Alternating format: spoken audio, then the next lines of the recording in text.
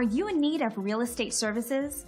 With so many choices, how do you find the right fit for your situation? It's simple when you know what questions to ask.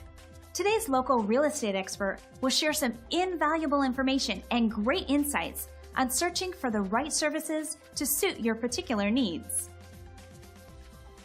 Hey, this is the Mortgage Old Gangsta. I want to illustrate why you never roll the equity you've earned from selling your existing home into your new home purchase. Okay, you only put down the minimum your loan program requires, and you need to look at the logic behind this. I've got a true story about a family member I want to tell. He got a new job with Fruit of the Loom.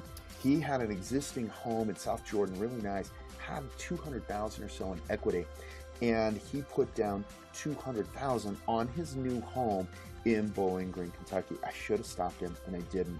Well, in Bowling Green, Kentucky, it's a smaller town, maybe 40,000 folks. There's only one major employer in town. And so as you might imagine, on the nice side of town where all the executives live, they all are basically from Fruit of the Loom. Well, my family member's been there for maybe 6 weeks, and the company files for bankruptcy. Okay, my family members moved his home out there, put him in new schools. They've moved in. I mean, here they are, and I get a phone call. And there is some mass panic amongst the executives. What are they going to do with their homes? I mean, where are they going to go find a job? And then who's going to buy their homes? There's only one big employer. So here is a time of truth.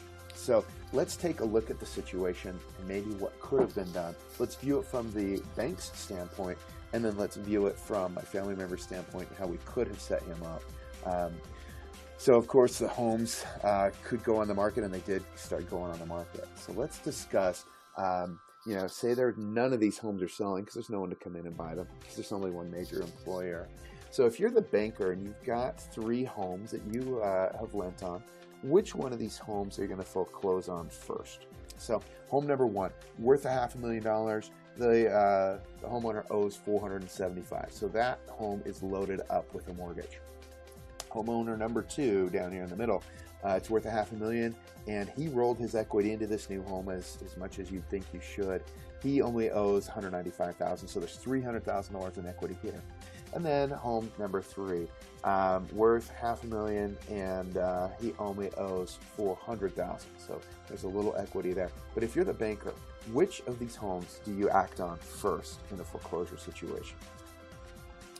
The home that's all loaded up with a mortgage that you're not going to be able to sell for a profit.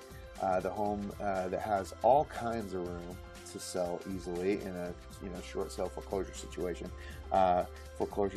or number 3, a home with $100,000 in equity. And so for me, if I'm the banker, I'm going after number 2 here first, because I can sell it at a discount, get my money out, get going, maybe turn a profit. Home number 3, I would go after second because I might be able to get out of that one. Home number 1, I am not touching. Can't get anywhere with it. That one's just going to have to sit. So let's evaluate your position as the homeowner. Okay, so if my relative would have only put down the minimum, maybe 5%, so he would have put down $25,000, he would have had a $175,000 pile of money still in the bank with access for him. So if he needed to ride this storm out when Fruit of the Loom reorganizes, maybe comes back, maybe these homes are on the market, homes are maybe taken back at foreclosure, how many payments could my family member have made to ride out the storm? I would say an awful lot with $175,000. Also, how does having cash, how does that improve the peace of mind for the family? Okay? Again, if he can't get a job right away, or if he needs to move and put money down on another house somewhere else, or just rent, how does the cash make options for him? Okay, cash is king. But what if he decides that he wants to start a company or move somewhere else? I mean, cash just creates opportunities, gives people flexibility in life. This is outstanding. Okay, what's the downside to putting down less? Is the house payment is a little bit more. So tap into your pile of $175,000, but that is a price well worth paying. So you can have options, flexibility, and peace of mind. Well, let's evaluate the bank's position. And my question is, why would you, as a home buyer, improve the bank's position at all? Why would you make it easy for them to foreclose on you? That's just crazy. Okay, do just enough to get the loan and nothing more.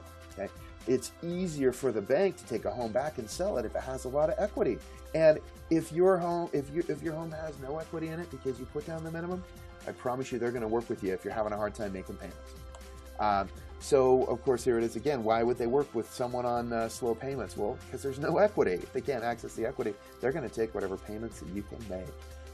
So again, someone with equity, they'll go move right through a short sale or foreclosure and get you out and convert that asset. So for the bank, they love it when you improve their position by putting down a bunch of money.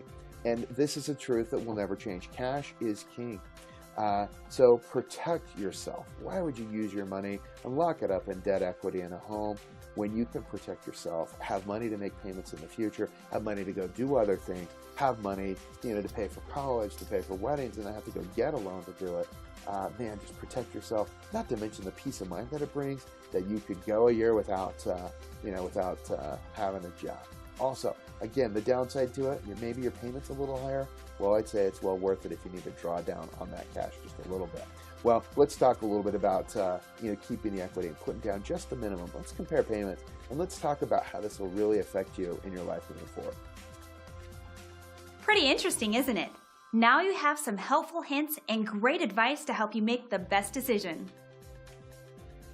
Feel free to take advantage of our guest speaker's expertise by calling the number on your screen. Thank you for joining us.